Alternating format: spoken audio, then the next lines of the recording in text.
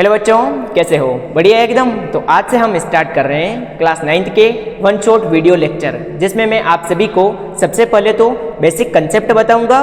उसके बाद हम सॉल्व करेंगे CYQ। आप बोलोगे सर ये CYQ क्या है? Current year question. ऐसे प्रश्न जिसके एग्जाम में आने के चांसेस बहुत ज़्यादा होंगे, उन सभी प्रश्नों को हम बाद में सॉल्व करेंगे। सबसे पहले बेसिक कंसेप्ट, उसके बाद प्रश्नों को सॉल्व करेंगे। तो आज हमारा पहला चैप्टर है रेखाएं एवं कोण। आप बोलोगे सर ये रेखाएं, आप सभी ने नाम सुना होगा।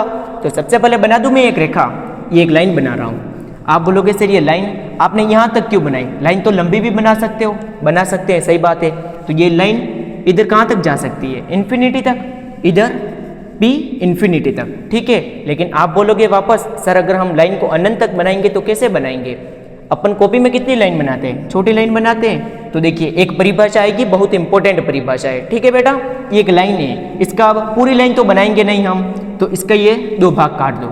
दो भाग काट दिया, भाग का मतलब खंड। तो ये क्या है? खंड है। और किसका खंड है? रेखा का खंड है। तो ऐसी लाइन है जिसके दो अंत बिंदु हो। देखो ये खंड है, यहाँ तक खत्म हो गया। तो ऐसी लाइन जिसके दो अंत बिंदु होंगे उसे हम क्या कहेंगे? रेखाखंड। तो रेखाखंड की परिभाषा आ जाए तो क्या लिखोगे आप? ऐसी रेखा जिसके दो अंत बिंदु हो उसे हम रेखाखंड कहते हैं। आप बोलोगे सर हमने एक और नाम सुना है, क्या नाम है?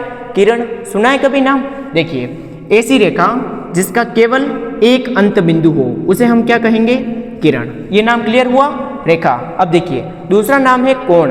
अब कोण कैसे बनेंगे? किरणों से मिलकर ही तो कोण बनते हैं। आप बोलोगे सर जी सही बात है। जैसे ये एक पॉइंट है, ये एक किरण ऐसे जा रही है और ये दूसरी किरण ये, तो दो किरण अगर मिलेंगी तो क्या बनेंगे? कोण बनेंगे। अब आप बोलोगे सर कोण तो बहुत सारे होते हैं। सही बात है, सही बात है कि नहीं है? कोण बहुत सारे होते हैं। कौन कौन से होते हैं? देखो पहला कोण ऐसा, सबसे पहले इजी वाला बात करते हैं। 90 डिग्री। 90 डिग्री के कोण को हम क्या कहते हैं? समकोण। क्या कहते हैं? समकोण। दूसरा कोण 0 डिग्री से बड़ा और 90 डिग्री से छोटे कोण को हम क्या कहते हैं? न्यून कोण।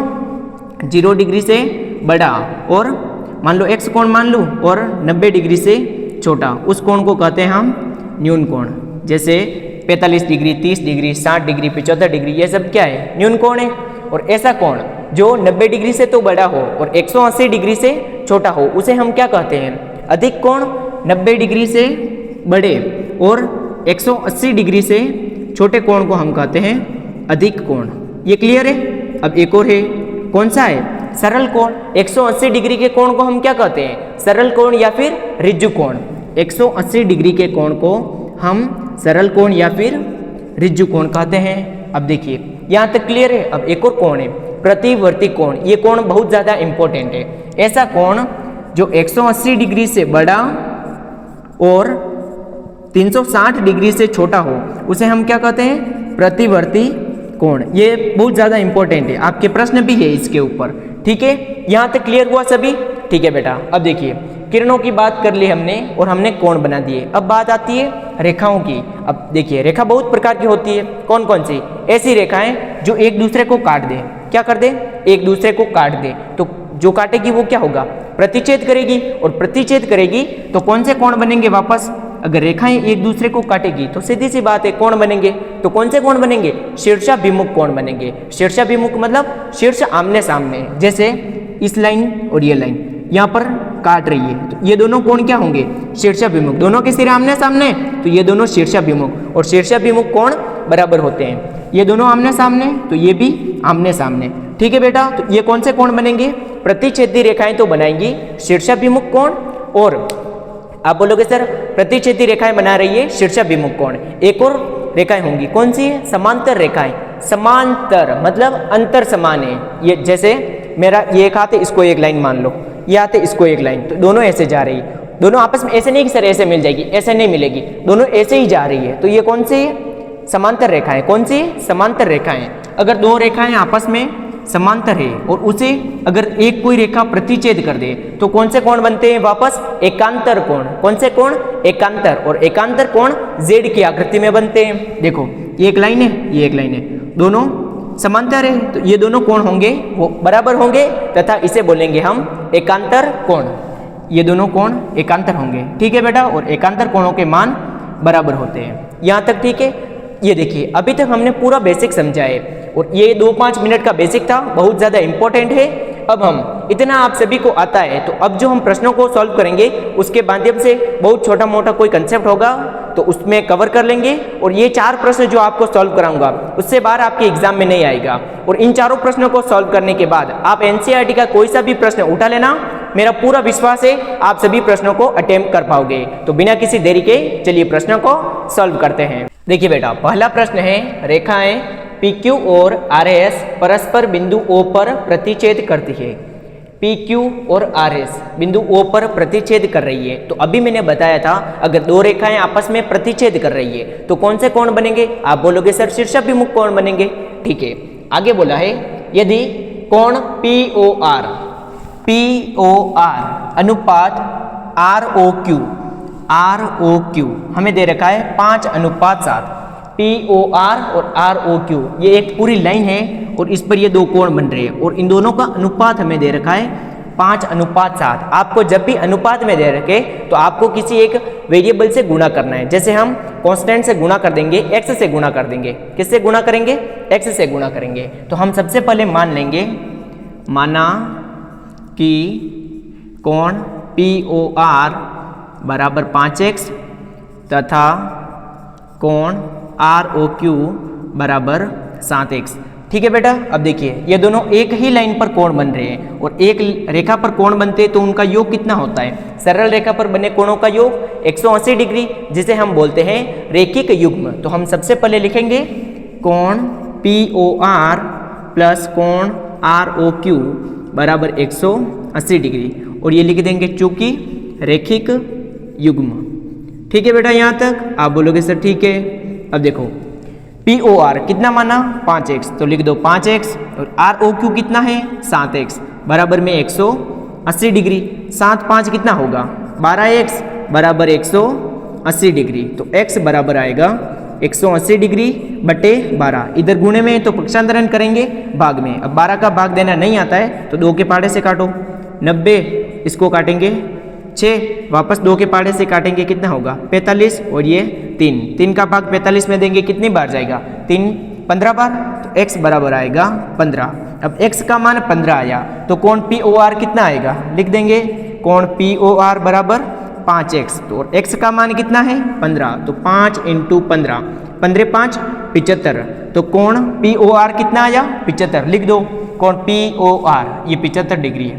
ठीक है, अगला देखो ROQ। तो कोण ROQ कितना आएगा? 7x। तो 7 × 15, 15 7 105। तो कोण ROQ कितना आया? 105। कहाँ पर है? ROQ 105 degree. और हमें क्या करना है? तो सभी कोण ज्ञात कीजिए। अब सभी कोण ज्ञात करने हैं और शीर्षाभिमुख कोण क्या होते हैं? बराबर। तो इसके बराबर लिख देंगे कोण POR बराबर कोण SOQ कोष्टक में लिखेंगे शीर्षाभिमुख कोण। ठीक है बेटा, और ये कोण कितना है? 75 डिग्री। तो कोण SOQ कितना आएगा? 75 डिग्री। तीसरा कोण ज्ञात हो गया। अब चौथा देखो ROQ कितना है? कोण ROQ बराबर होगा कोण POS। इसके भी कोष्टक में लिखेंगे शीर्षाभिमुख कोण, शीर्षाभिमुख कोण। तो दोनों बराबर होंगे। ROQ कितना है? 105 डिग्री। तो कोण POS भी आएगा 105 डिग्री। और इस प्रकार से हम चारों कोणों को ज्ञात कर लेंगे और हमने पहला प्रश्न सॉल्व कर दिया है। देखिए बेटा, अगला प्रश्न दे रखा है, रेखाएं AB और CD बिंदु O पर प्रतिच्छेद करती है। रेखाएं AB और CD। अब देखिए रेखाएं नाम आया है तो आप सभी के दिमाग में आना चाहिए कि रेखा पर कितने डिग्री का कोण बनता है? 180 डिग्री का कोण। आगे बोला है यदि कोण AOC इस कोण की बात हो रही है प्लस कोण BOE इस कोण की बात हो रही है, बराबर दे रखा है 70 डिग्री। कितना दे रखा है? 70 डिग्री। यानी कि इन दोनों कोणों को जोड़ेंगे तो 70 डिग्री के बराबर होगा। ठीक है, आगे बोल रखा है कोण BOD इस कोण को हमें दे रखा है 40 डिग्री। तो हमें कोण BOE ये कोण ज्ञात करना है और प्रतिवर्ती COE ज्ञात करना है। तो हम सबसे पहले क्या करेंगे? देखिए दो रेखाएं दे रखी है, ए बी और सी डी। तो दोनों रेखाएं दे रखी है, तो कौन से कोण बनेंगे? यहाँ पर प्रतिच्छेद कर रही है, तो ये दोनों कोण कौन से हैं? शीर्षाभिमुख कोण। ठीक है बेटा, यहाँ तक क्लियर है? लिखेंगे आप। तो हमें जो दे रखा है वो लिखो सबसे पहले। तो लिख देंगे दिया गया है। हमें जो दिया गया है वो लिख दो। रेखाएं ए बी तथा सी डी बिंदु ओ पर प्रतिच्छेद करती है। ठीक है, ओ पर प्रतिच्छेद करती है। अब देखिए क्या दे रखा है हमें? कोण ए ओ सी प्लस कोण बी ओ ई बराबर 70 डिग्री, और बी ओ डी दे रखा है, कोण बी ओ डी बराबर 40 डिग्री। हमें क्या ज्ञात करना है वो लिख देंगे। तो लिखेंगे ज्ञात करना है। हमें क्या ज्ञात करना है वो लिख दो। कोण बी ओ ई और प्रतिवर्ती क्या है? सी ओ ई। तो हम सबसे पहले सी ओ ई को ज्ञात करेंगे, उसके बाद प्रतिवर्ती सी ओ ई को ज्ञात करेंगे। अब देखो ए ओ सी और बी ओ ई 70 डिग्री और बी ओ डी दे रखा है 40 डिग्री। तो बी ओ डी ये बिंदु ओ पर प्रतिच्छेद कर रहे हैं, तो कोण बी ओ डी किसके बराबर होगा? कोण ए ओ सी। क्या लिखेंगे? चूंकि शीर्षाभिमुख कोण। क्या लिखेंगे? शीर्षाभिमुख कोण। यहां तक क्लियर है बेटा? ठीक है, तो बी ओ डी का मान कितना है? 40 डिग्री। तो इसलिए कोण ए ओ सी बराबर कितना आएगा? 40 डिग्री। अब ए ओ सी का मान आया 40 डिग्री, तो इसमें लिख दें 40 यहाँ पर लिख देंगे, तो कोण बी ओ ई ज्ञात हो जाएगा। तो लिखेंगे अब वापस कोण ए ओ सी प्लस कोण बी ओ ई बराबर 70 डिग्री। इसकी जगह 40 लिख दूं, तो 40 डिग्री प्लस कोण बी ओ ई बराबर 70 डिग्री। तो कोण बी ओ ई बराबर कितना आएगा? 70 डिग्री माइनस 40 डिग्री। तो कोण बी ओ ई आया 30 डिग्री। यहाँ तक क्लियर है? ठीक है बेटा, तो ये कोण कितना आया आपने? 40 डिग्री, और ये कोण आया 30 डिग्री। हमें क्या ज्ञात करना था? अब दो कोण बी ओ ई हमने ज्ञात कर लिया। अब ज्ञात करना है प्रतिवर्ती सी ओ ई। तो हम सबसे पहले क्या ज्ञात करेंगे? सी ओ ई और सी ओ ई। और हमें बोल रखा है ए बी एक रेखा है, तो एक रेखा पर ये दो कोण बन रहे हैं, 3 कोण। तो इन तीनों कोणों का योग कितना होगा? 180 डिग्री के बराबर। तो अब लिखेंगे कोण ए ओ सी प्लस कोण सी ओ ई प्लस कोण बी ओ ई बराबर 180 डिग्री। क्या लिखेंगे? रेखिक युग्म। क्या लिखेंगे बेटा? रेखिक युग्म। रेखिक युग्म का मतलब है एक सरल रेखा पर बने कोणों का योग 180 डिग्री होता है, उसकी जगह हम लिखते हैं रेखिक युग्म। ए ओ सी का मान 40 डिग्री प्लस सी ओ ई ज्ञात करना है, सी ओ ई प्लस बी ओ ई कितना है? 30 डिग्री बराबर 180 डिग्री। तो कोण सी ओ ई कितना आएगा? 40 और 30 70, तो उधर जाएगा तो माइनस होगा, तो 180 डिग्री माइनस 70 डिग्री। तो 180 में से 70 घटाएंगे, कितना बचेगा? तो कोण सी ओ ई आएगा 110 डिग्री। लेकिन हमें तो प्रतिवर्ती सी ओ ई बोला है, तो जब भी प्रतिवर्ती की बात आए आपको क्या करना है? 360 में से माइनस कर दो, 360 में से माइनस कर दो। तो अब लिख देंगे अतः प्रतिवर्ती कोण सी ओ ई कितना होगा? 360 डिग्री माइनस 110 डिग्री। तो 360 में से 110 जाएगा तो कितना बचेगा? 250 डिग्री। और हमें यही ज्ञात करना था, ये आगे लिख देंगे प्रतिवर्ती सी ओ ई। ठीक है बेटा, उतारो अभी से। देखिए बेटा, इस प्रश्न में हम एक और मजेदार कंसेप्ट सीखने वाले हैं। प्रश्न दे रखा है रेखा पी क्यू समांतर एस टी। पी क्यू समांतर एस टी, दो रेखाएं आपस में समांतर हैं। आगे बोला है कोण पी क्यू आर बराबर 110 डिग्री। कोण पी क्यू आर ये दे रखा है 110 डिग्री, तथा कोण आर एस टी ये कोण दे रखा है 130 डिग्री। तो हमें कोण क्यू आर एस ये वाला कोण ज्ञात करना है, और हमें एक संकेत दे रखा है बिंदु आर से होकर एस टी के समांतर एक रेखा खींचिए। तो हमने एक रेखा खींच दी इसके समांतर, उसको हमने मान दिया आर यू। ठीक है बेटा, अब इसमें कंसेप्ट ये है कि देखिए आप सभी को पहले मैंने बताया था कि दो रेखाएं अगर आपस में समांतर हो और एक तिर्यक रेखा उन्हें प्रतिच्छेद करे तो कौन से कोण बनते हैं? एकांतर कोण बनते हैं। ये दोनों कोण क्या होते हैं? बराबर होते हैं। लेकिन अगर दो रेखाएं समांतर हो और एक अन्य रेखा उसे तिर्यक रेखा काटे, तो जो तिर्यक रेखा के एक ओर जो कोण होते हैं उन दोनों कोणों का योग कितना होता है? 180 डिग्री। ये बात आपको याद रखनी है। तो एक तिर्यक रेखा के एक ही ओर के अंतः कोणों का योग कितना होता है? 180 डिग्री। तो इस कोण और इस कोण, इन दोनों का योग कितना होगा? 180 डिग्री। बस ये बात आपको याद रखनी है। तो हम सबसे पहले क्या लिखेंगे? कोण आर एस टी प्लस कोण एस आर यू बराबर 180 डिग्री। क्या लिखेंगे हम? चूंकि एस टी समांतर है आर यू के और एक तिर्यक रेखा कौन सी? एस आर के एक ही ओर के अंतः कोण। ठीक है बेटा, आपको इस तरीके से लिखना है, लेकिन आपको याद क्या रखना है? इन दोनों कोणों का योग क्या होता है? 180 डिग्री। तो अब लिख देंगे कोण आर एस टी, इसका मान कितना दे रखा है? 130 डिग्री। तो लिख देंगे 130 डिग्री प्लस कोण एस आर यू बराबर आ जाएगा 180 डिग्री। तो कोण एस आर यू कितना आएगा?